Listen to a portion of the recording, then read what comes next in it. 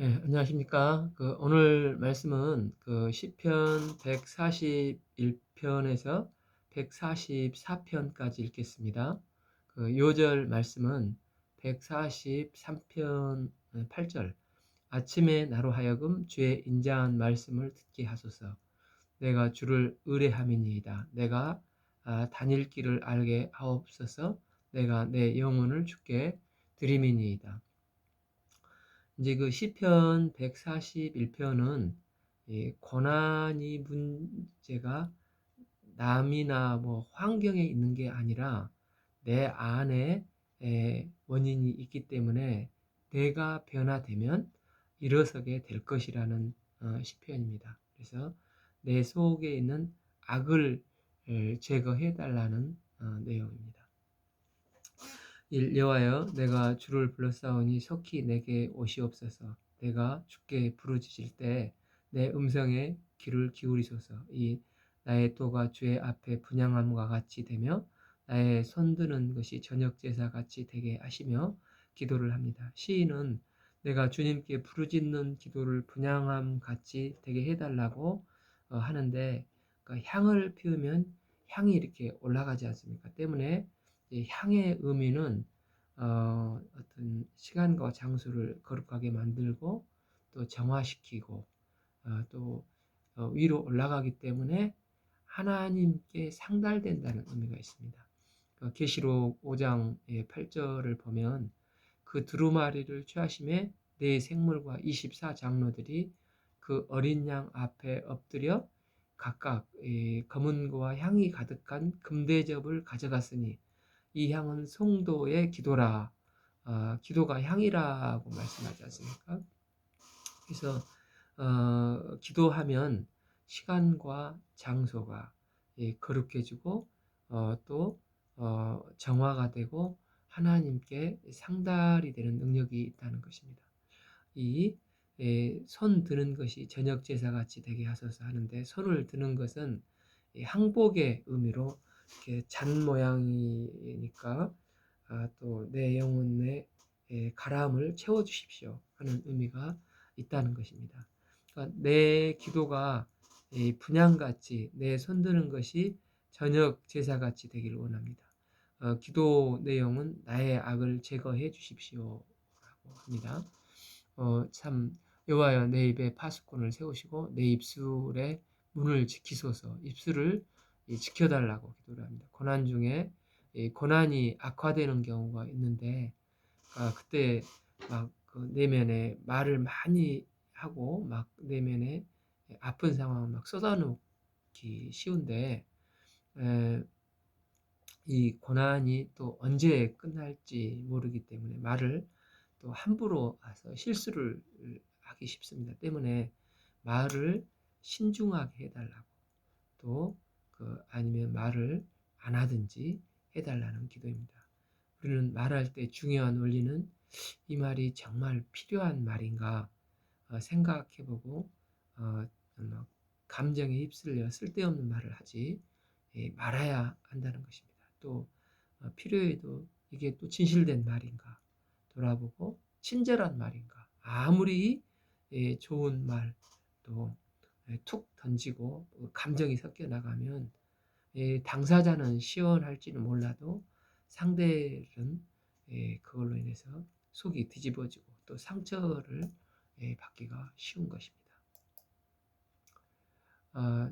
내 마음이 악한 일에 기울어 죄를 행하는 자들과 함께 악을 행하지 말게 하시며 그들의 진수성장을 먹지 말게 하소서. 또한 나도 악인이 될 수 있다는 것으로 악의 보편성을 깨달아야 한다는 것입니다. 마귀는 이 도깨비 뿔 달리고 막 우락부락하게 오는 게 아니지 않습니까? 광명한 천사처럼 착해 보이고 겸손해 보이는 사람인 척하고 오는 경우가 대부분입니다. 그러니까 외국에 있어 보면 자주 들리는 말이 에, 현지 사람들을 주의하는 것보다도 한국 사람을 주의하라는 말을 많이 듣는데, 그러니까 이제 친절과 미소로 과장하고 나를 도와주는 것 같지만 내가 이 상황을 잘 모르니까 결국은 그걸로 다 빼앗아가는 사기꾼인 경우가 종종 있습니다.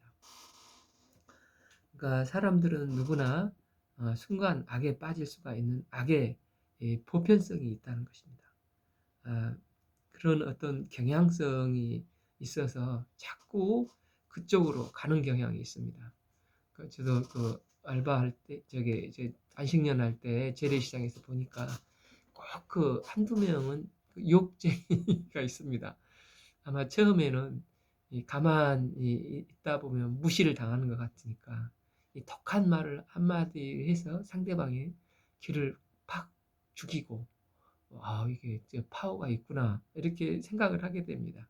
그런데 이제 욕의 능력을 깨우치는 게 그 사람에게 결코 좋은 일이 아닌데, 뭐 자기도 모르게 점점 더 센 이제 욕쟁이가 되어서 이제 조금 자신의 감성을 건들기만 하면 나중에는 건들지 않았는데도 이 습관이 되어서 그 참 신수는 훤하고 사람은 본래 그렇게 나쁜 사람이 아닌데 이 발끝부터 머리끝까지 계속 모든 일이 유혹을 달고 다니는 이게 천박한 사람이 되어버리는 경우를 봤습니다. 또한 그 악을 비난했던 경험이 있던 사람이 착한 사람은 아니라는 것입니다. 그러나 이제 힘과 권력이 생기고 기득권이 되면은 예, 자기도 똑같이 된다는 것입니다. 그러니까 이제 그 사람을 비방하지만 또 그 사람도 참 기득권층에 이제 흡수가 되면은 참 그렇게 될 수가 있다는 것입니다. 그러니까 시인은 힘과 권력이 주어질 때 시종일관 초심을 잃지 말고 악의 경향성에 흔들리지 않는 삶이 되도록 기도를 하고 있습니다. 자, 내 마음에 악한 일에 기울어져 죄악을 행하는 자들과 함께 악을 행하지 말게 하시며 그들의 진수성찬을 먹지 말게 하소서. 그러니까 내 마음도 악의 경향성이 있다고 인정하고 고백하고 주님의 도우심을 구하는 것입니다. 그러니까 그 어릴 적에 읽었던 동화책에서 그 알렉산더가 스승으로 그 삼으려고 했던 디오니게스라는 철학자가 생각이 나는데, 이 알렉산더가 이야기를 하려고 찾아가서 뭘 원하십니까? 했더니 그 사람이 뭘 하겠습니까? 햇빛 가리지 말고 비켜주세요. 말을 하지 않습니까? 그러니까 워낙 그 정결하게 사니까 또 이 사람은 거친 음식을 먹고 살았습니다. 그래서 그걸 본 친구 철학자 중에 한 명이, 야, 디오니게스, 야, 왕에게 한 번 비유 맞추면 왕이 스승이 될 수가 있고 또 이제는 이런 거친 음식을 안 먹어도 되잖아. 이렇게 그 친구로서 조언을 해 주었습니다. 그런데 디오니게스가 반대로 이런 거친 음식을 먹을 수 있는 용기만 있다면 너같이 아첨 안 하고 살 수도 있어. 이렇게 했다는 것입니다. 그러니까 이게 이제 큰 용기라는 건데, 히브리서 11장 그 24절에 보면 모세는 장성하여 바로 공주의 아들로서 이제 기득권이 되어 있습니다. 그러나 그는 바로 공주의 아들임의 칭함을 받기를 거절하고 아무것도 가지지 않는 것처럼, 그러니까 그럴 때는 거절할 수가 있지만 그러나 이렇게 힘이 있고 권력이 있을 때 거절하는 것은 결코 쉽지가 않는데, 그러나 그는 참 이스라엘 백성과 함께 했습니다. 때문에 우리 안에도 그 악이 있을 수가 있다는 것을 알고 늘 주님께 겸손히 도움을 구해야 되겠습니다. 그러니까 이제 이처럼 하나님은 우리 내면의 악을 드러내시고자 고난도 주시지만 어쩔 때는 또 우리에게 힘도 주시는 것입니다. 힘이 있으면 빨리 깨닫고 주님, 나는 악에 기울어져 있고 또 패거리 짚고 또 진수정찬을 먹으려고 합니다. 주님, 이 악을 제거해 주십시오. 그러니까 남이 아니라 나에게 그 문제를 찾고 변화되기를 기도를 한다는 것입니다. 의인이 나를 칠지라도 은혜로 여기며 책망할지라도 머리에 기름같이 여겨서 내 머리가 이를 거절하지 아니할지라도 그들의 재난 중에서 내가 항상 기도하리로다. 그러니까 여기서는 또 다른 사람의 조언과 충고를 이제 의인이라고 했는데, 그들에게 잘 듣고 또 그렇게 해달라는 기도를 하고 있습니다. 그러니까 이제 마음이 좁은 사람은 그러니까 신경질을 잘 내고 또 그런 말을 들으면 화를 막 냅니다. 아, 그러나 이제 충고를 해주는 사람이 있으면 그게 은혜인 줄 알고 머리에 기름같이 좋은 것으로 여기고 해달라. 거절하지 않게 해달라. 그런 기도를 하는 것입니다. 아, 또한 그들의 재난 중에 내가 항상 기도하리라. 의인이 기도한다는 뜻이 아니라 그 밑에 이게 난의 줄을 봐보면 악을 대하여 내가 이렇게 되어 있는데, 아무리 의인이라도 100% 의인은 없다는 것입니다. 때문에 조언해 주는 사람도 또 악인이 될 수 있다는 것입니다. 그래서 나는 항상 기도를 원한다는 것입니다. 뭐 요즘 그 권모술수 말 가운데 그 메시지에 밀리면 메신저를 공격하라는 말이 있는 것을 들었는데, 그 말하는 자신이 분명히 그 말을 잘못했으면 그 말에 변명을 하기보다 상대방, 그 말을 한 사람을 공격하라는 것입니다. 내용을 가지고 말을 하면 선일 수도 있지만 또 악일 수도 있고, 그건 그냥 덮어두고 다짜고짜 그 사람을 공격하라는 것입니다. 그러면 그게 이제 악이라는 것입니다. 그러니까 내가 어떤 사람으로부터 조언을 받는데 내가 충고해주고 조언을 해주면 그 말을 잘 받아들여서 내 양약으로 삼고 내가 변화되고 회개하면 되는 것입니다. 그러나 이제 상대방의 이걸 통해서 약점을 잡고 그러면 당신은 얼마나 깨끗해 그러냐고 나에게 조언한 사람을 공격하면 이제 진흙탕 싸움이 되는 것입니다. 그래서 이제 지혜자의 특징은 이제 의인이 나를 충고하고 조언하면 내 악을 찾아서 회개하고 제거하는 것이 옳지. 말하는 당신은 잘났냐 하면서 나도 이리가 되어서 공격하는 마음이 들 때 회개하고 여전히 양의 모습으로 남아있으라는 것입니다. 그러면 때가 되면 재판장 되신 하나님께서 최종 심판을 해주신다는 것입니다. 그들의 재판관들이 바위 위에 내리 던졌도다. 내 말이 달모로 무리가 들이로다. 칠 사람이 밭같이 흙을 부러뜨림같이 우리 해골이 스올 입구에 흩어졌도다. 그러니까 악한 자들을 하나님이 심판하신다는 것입니다. 8. 주 여호와여 내 눈이 주께 향하며 내가 주께 피하오니 내 영혼을 빈궁한 대로 버려두지 마옵소서. 9. 나를 지키사 그들이 나를 잡으려고 놓은 올무와 악을 행하는 자들이 함정에 벗어나게 하옵소서. 10. 악인은 자기 그물에 걸리게 하시고 나만은 온전히 면하게 하소서. 오직 신뢰와 확신을 가지고 하나님께만 바라오니 도와주십시오. 기도를 하고 있는 것입니다. 그러니까 이제 고난 중에 나를 돌아보고 입술을 지키고 또 내 속에 있는 악을 제거하고 충고나 또 조언을 잘 듣고 그를 공격하라는 충동이 생기더라도 그 싸움을 말려들지 말고 내 악한 모습을 바라보고 내가 하나님 앞에 정결하게 서기를 원하는 기도를 드리라는 것입니다. 이게 성도의 바른 태도요 자세라고 할 수가 있습니다. 우리가 이렇게 되기를 기도합니다. 네, 142편은 내 속에 있는 영을 강하게 해주셔서 성령 충만하게 해달라는 기도의 시편입니다.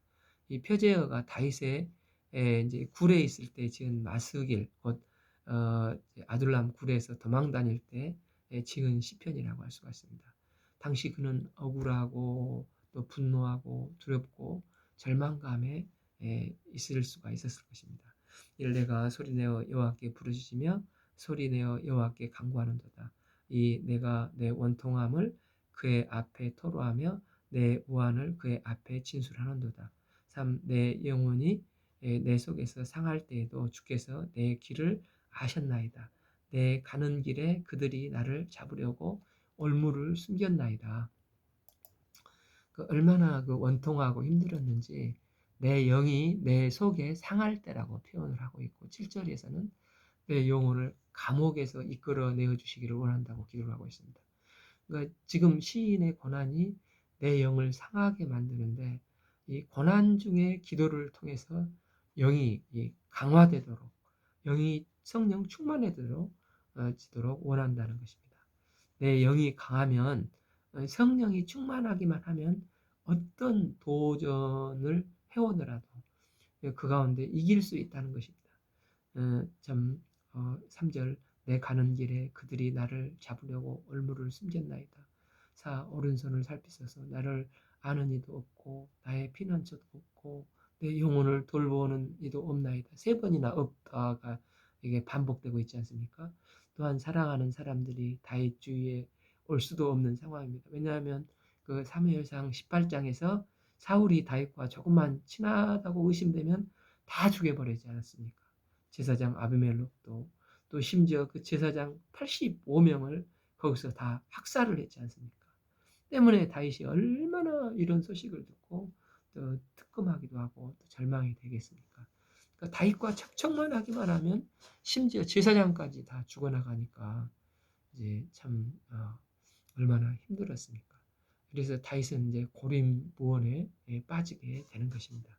이런 상황에 빠지지만 어려움이기도 하지만 반대로 이런 상황이 될 때 하나님 앞에 단독자로 이제 하나님을 찾을 수 있는 상황이 되는 것입니다. 그때 하나님께 나가서 오직 하나님만 의지하면 영이 강해지고 하나님께서 도우시고 내가 승리할 수 있다는 것입니다. 5절 여호와여 내가 주께 부르짖어 말하기를 주는 나의 피난처이시오 살아있는 사람들의 땅에서 나의 분기시라 하셨나이다. 용 나의 부르짖음을 들으소서 나는 심히 빛에 나오나이다. 나를 핍박하는 자들에게서 나를 거치소서 그들은 나보다 강하나이다. 그는 기도 가운데 영이 강하면 다 이길 수 있다는 것입니다. 다윗이 양을 칠 때 사자와 곰의 발톱들을 안 무서워했었습니다. 또 왜 그랬습니까? 영이 강했기 때문에. 또한 골리앗 앞에 있을 때도 다윗이 안 무서워했습니다. 왜입니까? 영이 강했기 때문입니다. 그래서 너는 칼과 단창으로 내게 나오거니와 나는 만군의 여호와의 이름 곧 내가 모욕하는 이스라엘의 하나님의 이름으로 내게 나거노라. 이렇게 강한 영으로 성령 충만하니까 무서워하지 않고 승리를 하게 되지 않습니까? 문제는 그러니까 영이 문제라는 것입니다. 때문에 우리가 할 일은 어려움이 닥쳤을 때 성령 충만한 것이 중요하다는 것입니다. 그러니까 사도행전 17장에서도 다윗과 같이 이제 저기 사도 바울이 신라와 감옥에서도 기도하며 찬송을 하고 성령 충만하니까 어떻게 됩니까? 옥이 열리고 오히려 그 힘든 교회를 개척을 하게 됐지 않습니까? 7. 내 영혼을 옥에서 이끌어내사 주의 이름을 감하게 하소서 주께서 나에게 갚아 주시리로다. 의인들이 나를 두르리로다. 또한 영이 강해지면 사람들이 모여들게 된다는 것입니다. 사람들이 햇빛이 모이듯이 영이 강하면 사람들이 이 햇빛으로 다 지금 추운데 이 양지 바른 곳에 해가 쫙 비치면 사람들이 그곳으로 모여들지 않습니까? 그것처럼 사람들이 영이 강한 쪽으로 몰려든다는 것입니다. 그 창세기 6장 20절에 봐보면 노아가 이제 홍수에서 짐승을 2마리씩 이렇게 이제 그 방주 안으로 인도를 하는데 어떻게 그게 가능하냐 그렇게 하는 사람이 있는데 여기 봐보면은 종류대로 둘씩 내게 나오리니 내게 나오리니 그렇게 하잖아요. 그러니까 자기 발로 나오지 않습니까? 실제 아둘람 굴에서도 사무엘상 그 20장 22장 2절에 영이 다윗이 강하니까 환난 당한 자, 빚진 자 이런 자들이 다 마음이 원통한 자 다윗에게 몰리지 않습니까? 그래서 다윗의 용사들이 됐고 이제 고난 중에도 내가 하나님께 기도하며 성령이 충만해지면 영이 강하면 사람들이 그리 모인다는 것입니다. 그러니까 우리가 하나님께 기도하면 두려움, 염려들이 이제 점점 약화가 되고 사라지고 우리가 부르짖는 기도를 통해서 강해지면 성령 충만하면 이제 믿음의 사람들이 함께 동역하여 살 수 있다는 것입니다. 이제 시편 143편은 다윗의 시로 고난 가운데 하나님의 기준으로 다시 중심을 잡고 일어선다는 시편입니다. 여러 가지 문제가 있고 고난과 갈등 속에서 이제 기도를 하니 결국 이제 그런 문제들이 액체와 같이 싹 녹아내리고 눈 녹듯이 녹아내리고 하나님의 기준을 세우게 된다는 것을 말해주고 있습니다. 때문에 상황은 어려운 고난의 기간이지만 이 고난은 새로운 기준을 세우기 위한 하나의 과정이라고 할 수가 있습니다. 여호와여 내 기도를 들으시며 내 간구에 귀를 기울이시고 주의 진실과 의로 내게 응답하소서. 기도는 하나님과 대화라고 할 수 있는데 하나님과 인간이 말을 하는데 서로의 중심을 뚫고 들어간다는 것입니다. 그러니까 진짜 깊은 대화가 되면 서로의 깊은 곳을 향하여 뚫고 들어가는 힘이 있습니다. 그래서 하나님께 기도하는 가운데 대화가 깊어지면 하나님의 깊은 것을 알게 되고 또 나의 깊은 연약함을 알게 되고 서로 깊은 것을 꿰뚫는 능력이 임하게 된다는 것입니다. 그렇게 되면 어떤 그 상황이 벌어지게 됩니까? 내 기준이 이제 다 무너지고 하나님의 기준이 세워지고 또 내 뜻이 무너지고 하나님의 뜻이 세워지게 되는 것입니다. 그래서 주의 진실과 의로 내 응답하소서 하는 것입니다. 우리는 그 일반적으로 기도할 때 내가 급하니까 내 기준으로 내가 원하는 대로 막 하나님 앞에 막 놓기 쉽지 않습니까? 그러나 다윗의 기도를 통해서 보면 하나님의 진실과 하나님의 의로, 그러니까 하나님의 이름으로 응답하시기를 원한다고 기도를 하고 있습니다. 그러니까 이제 우리는 그 대접을 잘 받는다는 게 음식으로 대접을 받는 것일 뿐만 아니라 사실은 최고의 대접을 받았다 할 때는 언제입니까? 그러니까 나의 말을 상대방이 아주 진지하게 경청해 줄 때가 아니겠습니까? 내가 하는 말을 상대방이 공손히 경청해 줄 때, 예수님께서도 마르다와 마리아 집에 가셨을 때 마리아가 말씀을 잘 경청할 때 이 말씀 앞에 섰을 때니까 최고의 대접이라고 말씀하시지 않습니까? 우리가 말을 하는데 그냥 응 하고 휴대폰 쳐다보고 하면은 느낌이 어떻습니까? 무시받는 느낌을 받지 않습니까? 그런데 모든 것을 다 중단하고 이야기를 다소곳이 경청을 하면 이 사람에게 내가 대우를 받고 있구나 이렇게 하는 것입니다. 하나님은 이처럼 우리는 막 쏟아넣지만 그러나 하나님은 우리의 기도를 진지하게 다소곳하게 들어주시는 분이십니다. 이 하나님이 계시니까 얼마나 우리가 사는 가운데 감사하고 또 안심이 됩니까? 이 주의 종에게 심판을 행하시 마시옵소서. 주의 눈에는 의로운 인생이 하나도 없나이다. 3. 원수가 내 영혼을 핍박하며 내 생명을 땅에 엎어서 나로 죽는지 오래된 자같이 나를 암흑 속에 두었나이다. 지금 시인의 상황은 의미가 없고 암흑인데 무서운 현실을 내 힘으로는 도저히 벗어날 수 없다는 것입니다. 4절 그러므로 내 심령의 속에서 상하여 내 마음의 속에서 참남하나이다. 5. 내가 옛날을 기억하고 주의 모든 행하신 것을 읊조리며 주의 손이 행하는 것을 생각하고 그래서 하나님의 힘으로 일으켜 달라고 기도를 하고 있습니다. 다윗이 곰곰이 기도하면서 생각을 해보니까 그러니까 동행하는 힘, 다윗과 다른 사람의 기도의 차이점이 바로 이것입니다. 다윗은 과거에 승리를 했는데 왜 지금도 승리의 확신이 오는가? 이것은 하나님의 동행하심에 대한 확신이 있기 때문에 그렇다는 것입니다. 그러니까 많은 사람들이 과거에는 승리했는데 지금 또 힘든 이유가 하나님께서 내게 힘을 주셔서 내가 강해져서 이긴다고 생각하니까 자꾸 힘들어지는 것입니다.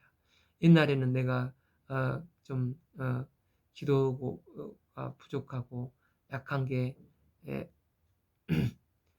약해서 지금 이제 이거 막 약하기 때문에 내가 해야 되니까 할 수가 없다는 두려움에 휩싸린다는 것입니다.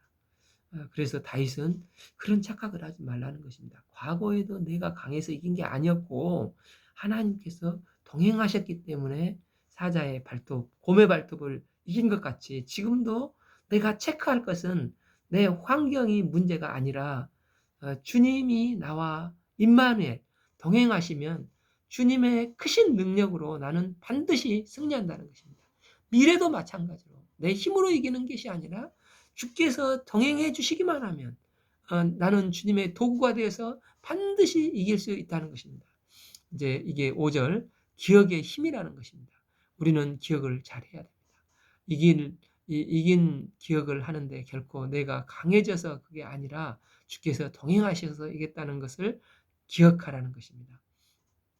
6절 주를 향하여 손을 펴고 내 영혼이 마른 땅같이 주를 사모하나이다. 셀라. 내 상황이 빈들의 마른 풀과 같이 내 영혼이 마른 풀과 같이 주를 사모하듯이 너무 어렵지만 그래서 하나님께 기도를 합니다. 7 여호와여 속히 내게 응답하소서. 내 영혼이 피곤하나이다. 주의 얼굴을 내게서 숨기지 마시옵소서. 내가 무덤에 내려가는 자 같이 같을까 두려워하나이다. 8 아침에 나로 하여금 주의 인자한 말씀을 듣게 하소서. 내가 주를 의뢰합니다. 내가 다닐 길을 알게 하소서. 내 영혼을 주께 드림이니이다. 그는 아침에 그러니까 새벽 기도로 간절히 드리는 것입니다. 그러니까 아침에 부르는 이제 찬양 기도로 오늘 여러 길을 또 선택해서 갈 것이 아닙니까? 내가 어떻게 해야 될지 또 나의 다닐 길을 알게 하시고 내 영혼을 주께 드린다는 이제 이 가스펠도 있지 않습니까? 그래서 새벽 기도 시간에 들으면 너무 좋은데 다윗은 지금 간절히 이런 기도를 하고 있습니다. 9절 여호와여 나를 내 원수들에게서 건지소서. 내가 주께 피하여 숨었나이다. 10 주는 나의 하나님이시니 나를 가르쳐 주의 뜻을 행하게 하소서. 주의 영은 선하시니 나를 공평한 땅에 인도하소서. 11 여호와여 주의 이름을 위하여 나를 살리시고 주의 의로 내 영혼을 환난에서 끌어내소서. 12 주의 인자하심으로 나의 원수들을 끌어내시고 내 영혼을 괴롭게 하는 자들을 멸하소서. 주의 종이니이다. 나는 주의 종이니이다. 하나님의 기준이 되니까 다윗이 마지막 한마디가 나는 주의 종이니이다. 말씀대로 해 주십시오. 어, 어, 자신은 종으로서 주인의 말씀대로 이게 다윗의 그 위대한 점이라는 것입니다. 다윗의 인생을 지탱하는 힘은 주의 이름이요 주의 의요 주의 인자하심이라는 것입니다.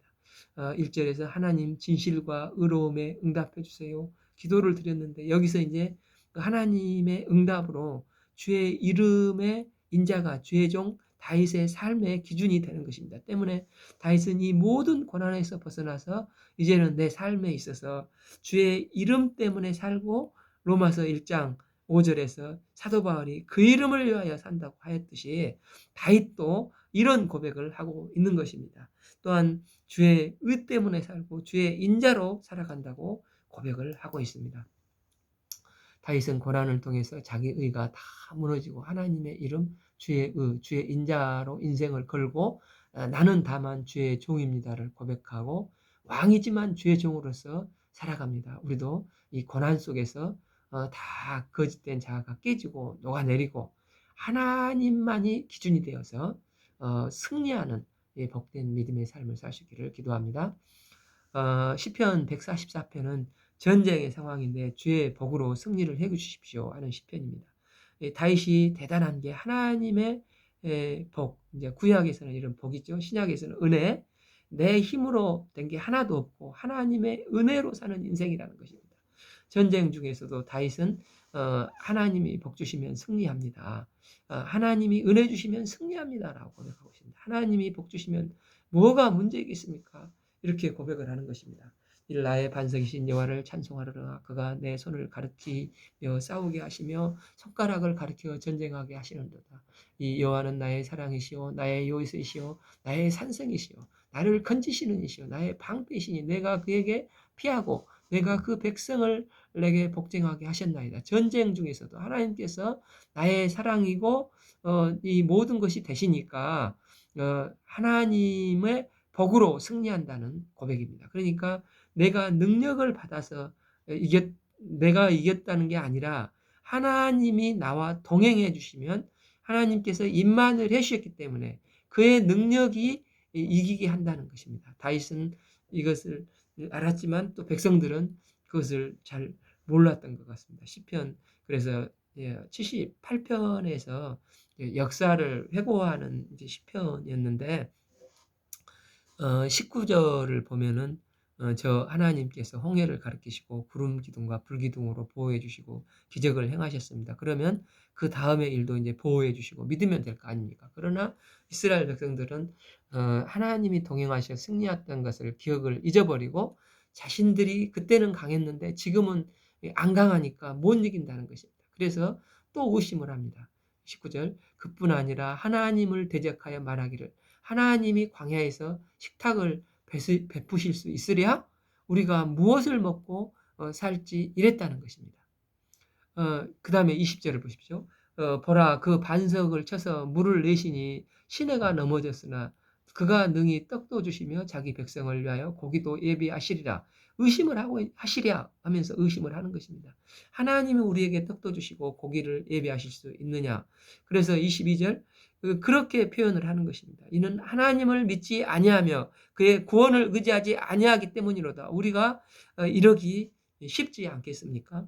그러니까 과거에 하나님은 나에게 수많은 은혜와 승리를 해 주셨지만은 또 현재 이 하나님을 기억하는 것을 잊어버리면 믿지 않는다는 것입니다. 그 핵심이 그러니까 그런 이유가 내가 능력받아서 내가 이렇게 하기 때문이라는 것입니다. 지금은 내가 세지 않기 때문에 이제 안 센지를 잘 모르기 때문에 지금 이렇게 저기 이제 또 대적 앞에 서면 문제 앞에 서면은 또 두려워하는 것입니다. 그래서 이제 성경 신학에서 제일 중요한 것 중에 하나가 이제 마태복음은 시작도 끝도 임마누엘이지 않습니까? 임마누엘로 시작해서 28장 내가 세상 끝날까지 너희와 함께하리라. 주님 앞에서 이런 동행 신학을 시작하고 끝이 나는 것입니다. 우리가 말씀을 증거하고 또 설교할 때 또 무슨 일을 하든 또 귀신을 쫓아내고 뭘 하든 내가 아니라 하나님이 나와 동행하시는 것을 체크하면은 그리고 내가 하나님의 앞에 기도하고 이 임마누엘 하심을 이제 확신을 하면은 우리는 승리한다는 것입니다. 우리 인생도 마찬가지로 내가 얼마나 강하냐, 약하냐가 문제가 아니라 지금 주님께서 나와 동행하시는 것을 체크하기 때문에 나는 주님의 도구로 쓰임받기만 하면 되는 것입니다. 그래서 지금 당장 고쳐주실 수도 있고 또 하나님께서 원하시지 않으면 그 다음번으로 또 미룰 수도 있고 그러니까 우리는 하나님의 말씀 앞에서 자유를 누리는 것입니다. 하나님은 나의 아버지, 우리는 그분의 자녀입니다. 우리는 주님과 자녀의 특권을 가지고 있는 관계입니다. 또 예수님께서는 신랑, 우리는 신부라고 하지 않았습니까? 그러니까 이제 남편이 아무리 중국에 있어도 아내가 한국에 있으면은 카톡 한 방 날리면은 뭐 올 때 다 사가지고 저기 사달라는 것 사가지고 다 들어오지 않습니까? 이처럼 신랑 신부는 이제 부부 관계로 이 관계는 동행 관계와 같습니다. 그러면 거기에 가진 모든 축복과 능력을 다 누릴 수 있다는 것을 말해주고 있습니다. 하나님은 우리와 동행해 주시기 때문에 우리는 능히 승리할 수 있고 하나님께서 하시는 일은 모든 일이 합력하여 선을 이뤄서 반드시 승리를 주시는 것입니다. 겉으로 보면 전쟁이지만 내용에 있어서는 하나님께서 승리와 복의 통로라는 것을 강조를 하고 있습니다. 삼여하여 사람이 무엇이기에 주께서 그를 알아주시며 인생이 무엇이기에 그를 생각하시나이까. 마치 드라마에서 그 사랑받지 못 본 적이 없는 어떤 그 자매가 너무 그 사랑을 받고 잘해주니까 아니 왜 이렇게 나에게 잘해주세요? 이런 것과 같지 않습니까? 다윗은 이제 어릴 때 봐보면 사무엘이 불렀을 때 거기에 끼지도 못한 것을 보면 부모님에게도 사랑받지 못했고 또 장인인 사울에게는 사랑받기는커녕 죽을 고생하고 맨날 피해 다녔지 않습니까?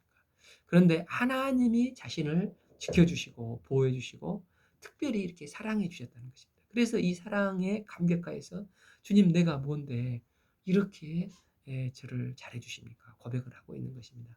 4절 사람은 헛것 같고 그날은 지나가는 그림자 같으니이다.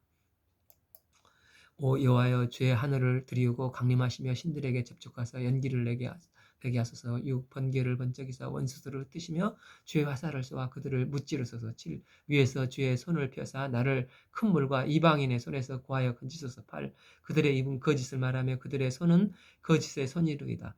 9절 하나님이여 내가 주께 새 노래로 노래하며 열 주를 비파로 주를 찬양하리다.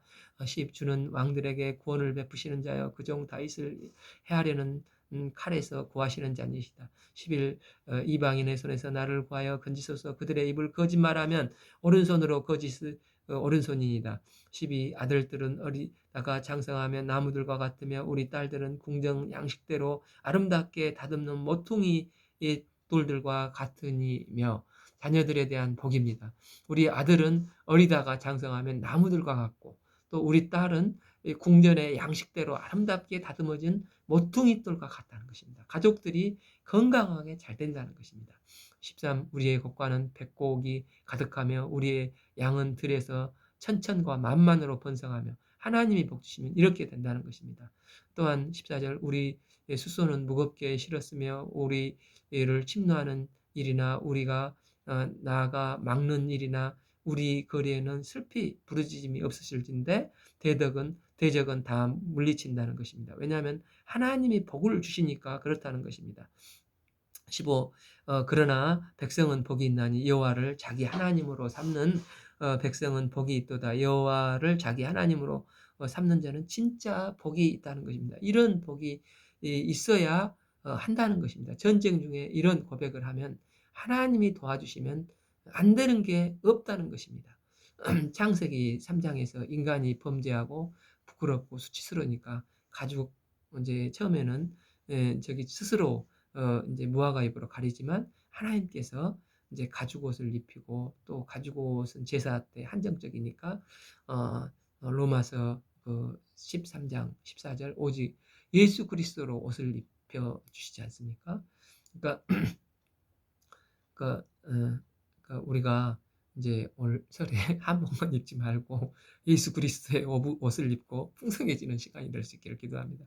예수를 옷으로 옷을 입으니까 이제 자유를 느끼고 어떤 십자가를 져도 어떤 고난 가운데서도 평화로다 이렇게 하는 것입니다. 하나님의 복으로 하나님의 은혜로 사는 이 복된 인생, 풍성해지는 인생이 되기를 기도합니다. 오늘 말씀은 시편 141편에서 144편까지 읽겠습니다. 감사합니다.